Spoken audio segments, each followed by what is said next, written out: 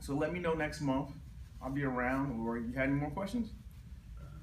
Ask questions now, guys. It's you know, I definitely would ask questions. Think about the situation. Well, let me ask you something. Let's just go right down the road. What school you planning on? What are you looking at? You looking at Ivy League? Are you looking at state colleges? You looking at state and state? No, I was trying to leave the state. Some Ivy League schools, some like bigger schools. One thing you should start looking at, okay, because you have the academics. So Harvard just started a program for minorities, and if your total household income is like under 50,000, they give you a total ride. Look into that program because they have now Harvard, Yale, and I believe Princeton have started using their endowment money to assist minority students. And yeah, and just to add on, that is critical about endowment. And one of the things when you talk, when we talk, I'm just gonna post here. One of the things that when we talk strategic financial, like investing, not investing, but a strategic way in getting into schools, that's where your grades play a significant role. Because even if you don't get a scholarship, right?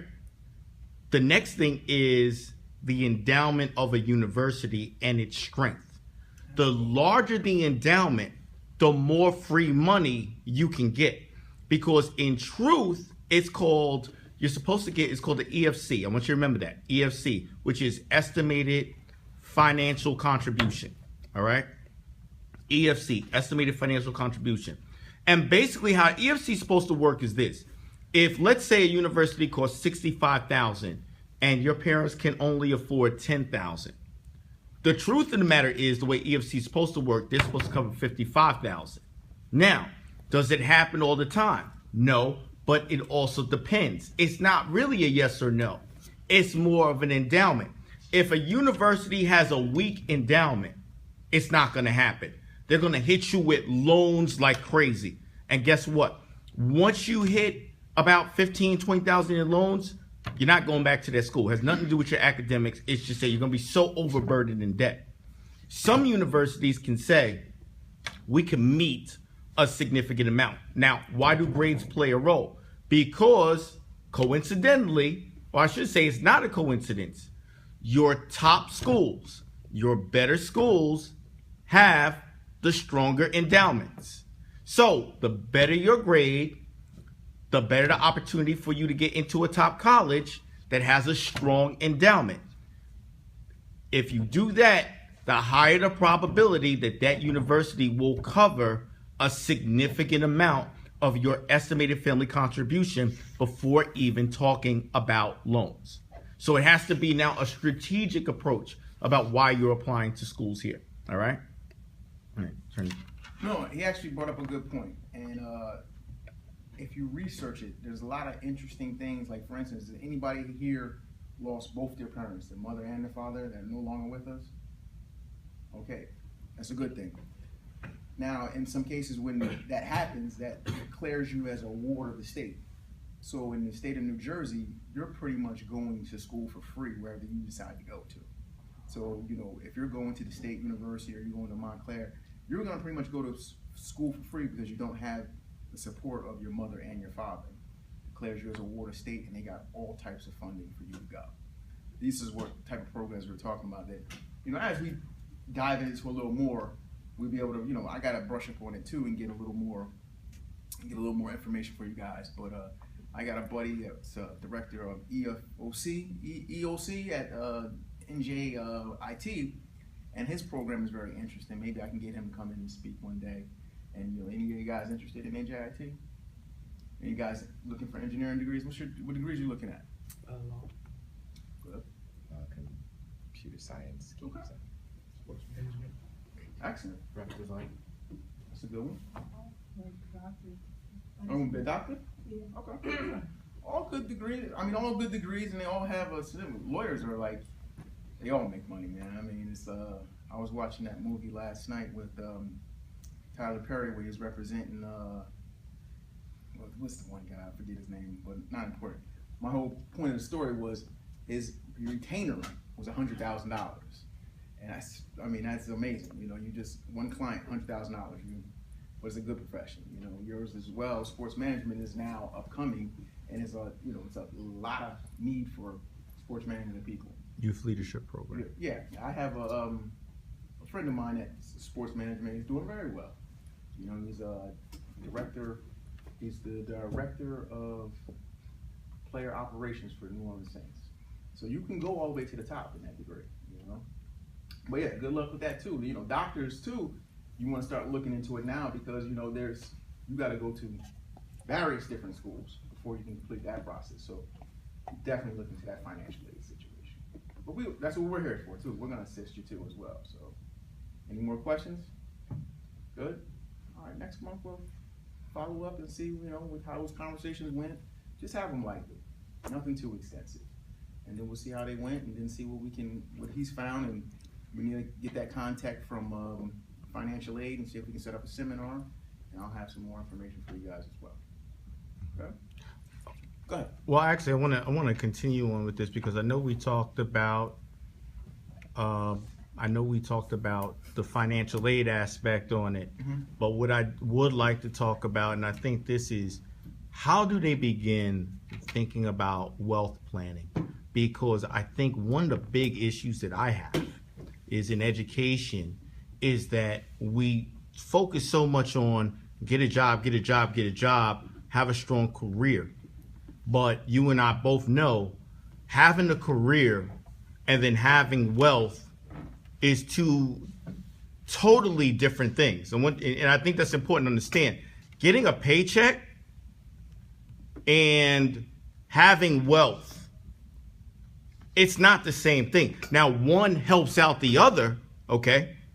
One does help out the other, but it's not the same thing. And I think we focus so much on get a job with you guys, get a career, and it's like, okay, but we don't focus with you guys about wealth planning. And wealth planning meaning this. And here's what I mean by wealth planning. Wealth planning is, here's the thing. You may set a goal with, say, my goal is I want to be a video gamer, right? I want to make video games, right? Okay. But let me ask you this question. When you're 65, what do you want to have in assets? Okay. Do you understand? You see what I'm saying? Now that's two different questions. I see what you're touching on. This is what he's touching on right here. Okay? These are the only 4 ways that anybody in this world can make money. I'm going to explain them all to you. Financial resources. You come from a wealthy family like a Rockefeller, a Kennedy, or a Clinton, you got money. You can put it in and get simple interest on a 30-year bond, get 3%, live off the money. Explain to them what a bond is. Okay. A bond is like a debt obligation. So you're actually giving somebody a loan, and then they're giving you a percentage rate, but it's backed by the United States government, so it's safe. I was just using that as an example. You can put it in a basic savings account and get the same thing, but if you got $100 million and you're getting 2% interest rate or 3% interest rate, that's what? $30 million you're living off of? So it's like, who can't live off $30 million? My whole goal with this one is, if you come from money, you can always make money because it's very simple. But not all of us have wealthy families. You know, I don't have one, but you know, if you guys might have a wealthy family, so that's always going to help you. Also, what I was talking about is wages and labor. That's what everybody's always hammering down. That's going out and just getting a job and working, just making money. You work for somebody else, you make money, you get fired or you get laid off. You go get another job and you're working for money. Right. That's wages and labor. That's what we're all taught. The third way is land. You know, it's you got property, like this gentleman that has the parking lot over there, he can rent the spaces out, or somebody that has a rental property can rent the units out, or somebody that owns their own property, they own the land, and then once they sell it, it accumulates a value, they sell it, that's how they make money. So land is another way too, which is we call real estate. But it's not always real estate, it could be commercial property, it could be parking lots, it could be that way. So, you know, of course, you're always gonna make money with this. This last one is the one we don't talk about a lot in our community. That's entrepreneurial ability. I meant to say that. Entrepreneurial ability. That means starting your own business and working for yourself and creating your own wealth. So now you don't have to rely on somebody to give you a paycheck. You necessarily don't have that, and this may not be your thing, or you may not be interested in land. These are what he was discussing as far as being a plumber, starting your own plumbing and heating company, entrepreneurability, or you want to go and you say, hey, you know what? I want to start a clothing line, or I want my own brand, I'm my own brand of sports management, and you're starting your own business and your own boss. He wants to be a lawyer. He opens his own law firm. He can necessarily go work for a corporate law, program, or, become working for the state or any county courthouse he wants to. But if he sets up a shop right across the street and he's like, I'm a defense attorney, and he's making his own money. Doctor opens his own practice, has a specialty, whatever your specialty will be. Let's just say it was general practice, and you're just seeing patients every day.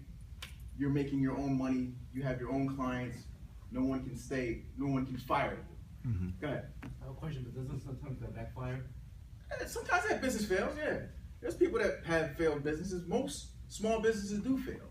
I forget the percentage, but it's high. I mean, that's the risk you take. I mean, that's one thing you do take. Some people have a business, it may last 30 years, then fail. Some people have a business that may last 2 years and fail. Then some people may have a legacy business. Like you ever walk into some of these restaurants and it says established 1966?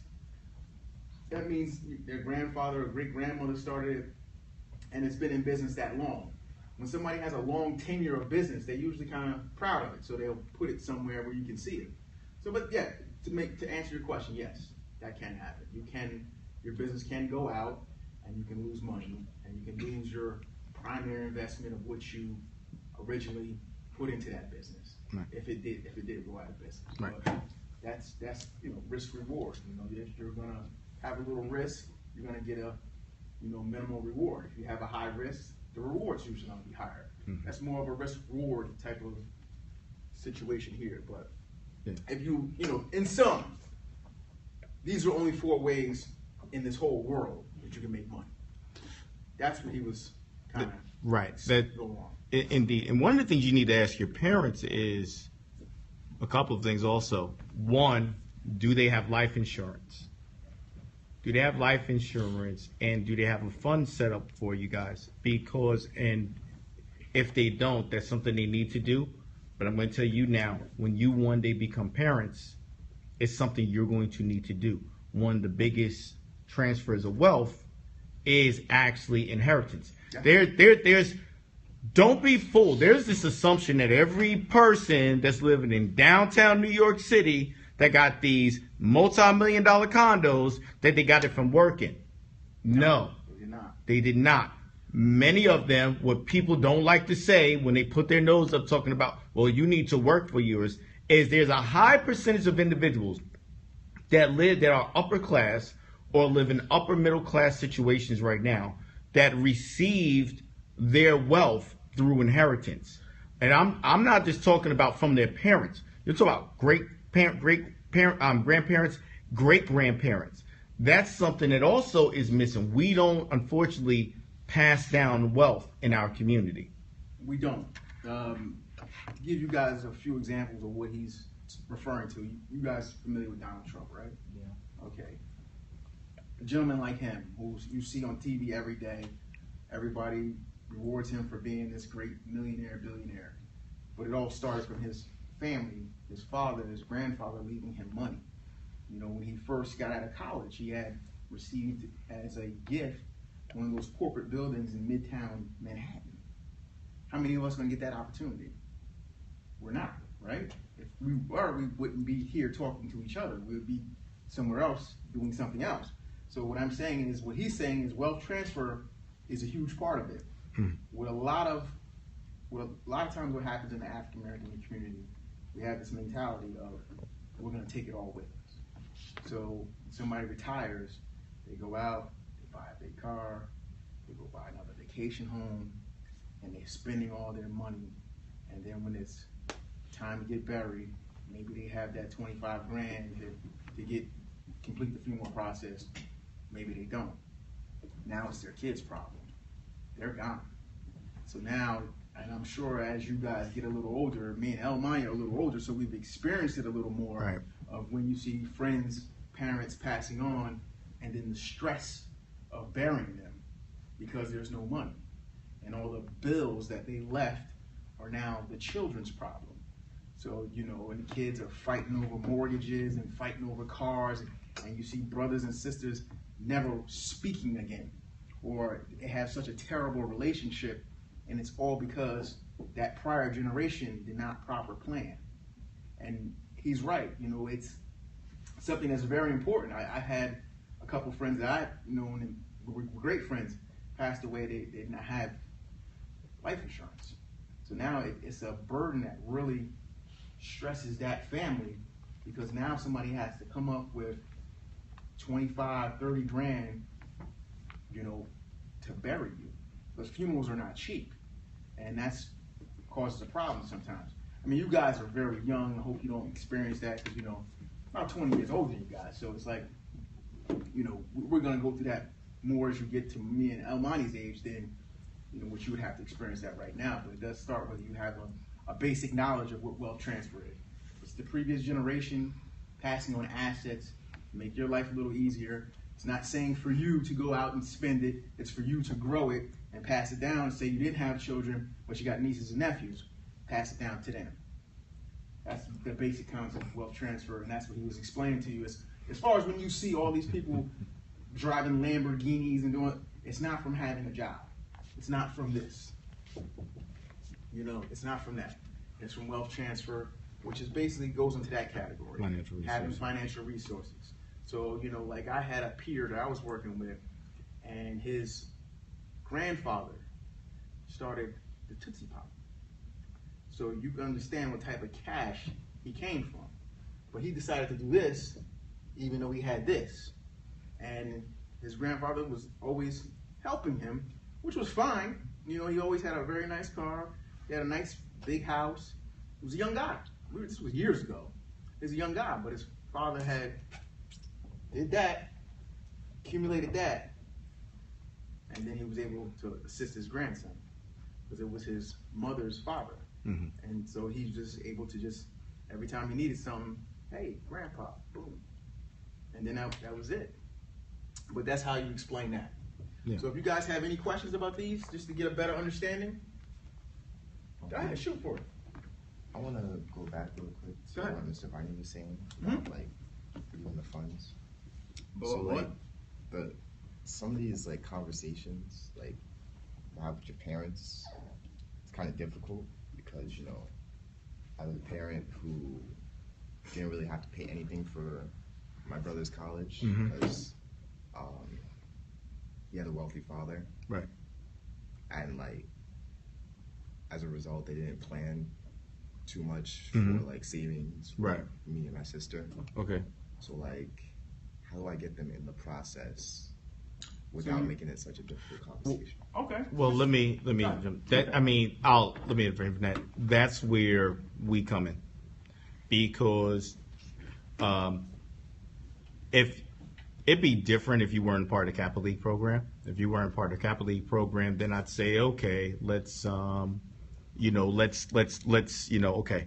this is what you need to do. You need to do this. So let's do it two ways, right? What should you do?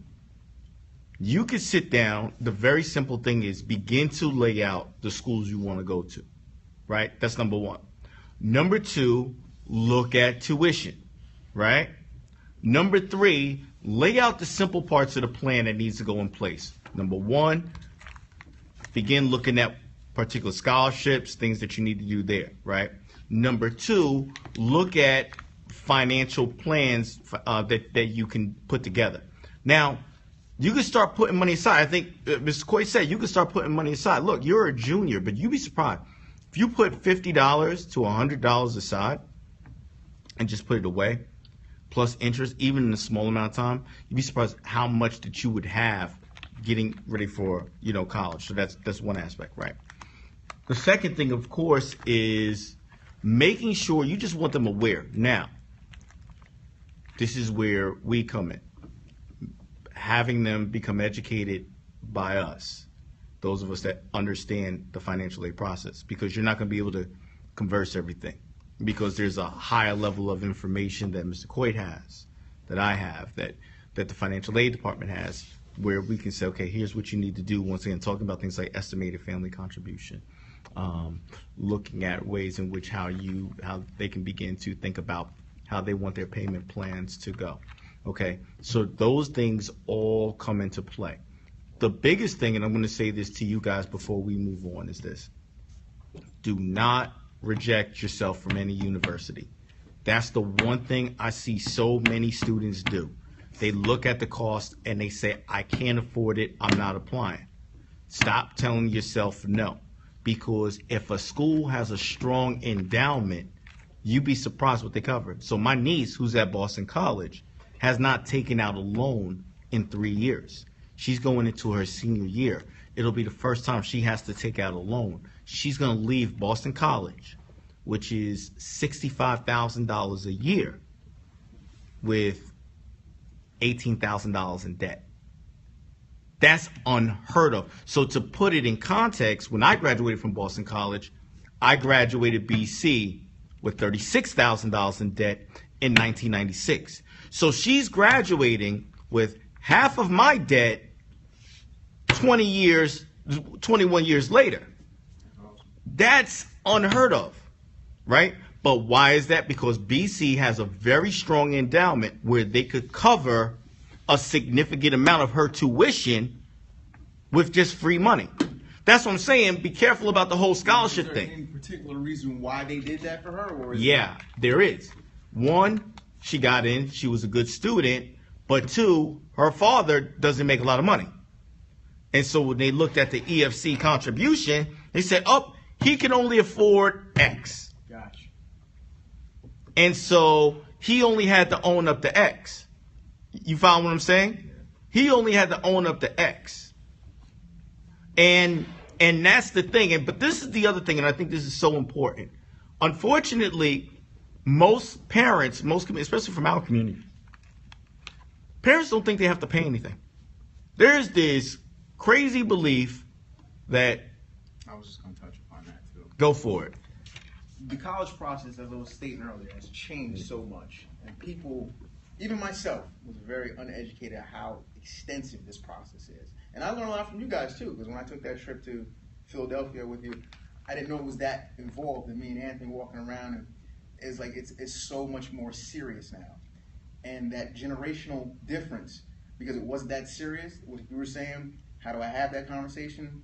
They just have to come in and see it, and just see it for themselves. Like I had to do it, and Elmani's been educating me on it, and then I educated myself when I was walking around with him at the college fair.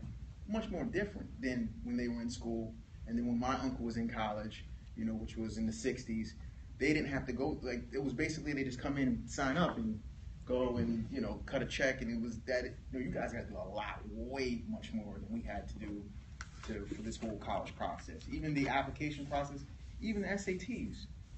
SATs now, you guys are like, what, you got to score 2,200 or something like that? And then you got to write essays, you got to do everything, right? Yeah, we didn't have to do all that. We have to do all that. The SAT back then was 1,600. You went in about maybe an hour and a half. You took the math, you took the English, and that was it. And we was done. And that was it. You got a number 2 pencil, and that was it. It was all done on what's the name? All done on Scantron. You got your results in about maybe a month and a half. You already knew how you scored. And you could take that thing, about 4 times for $25. You know, now, how much is that test now? 55. Yeah, so $25, and then at the same time, you could just go to your guidance counselor and get a waiver for the test. So you never even had to pay. That's what I'm saying is the difference of what you guys have to go through now and what the older generations had to go through. So that's what makes the conversation a little more challenging, because they don't know.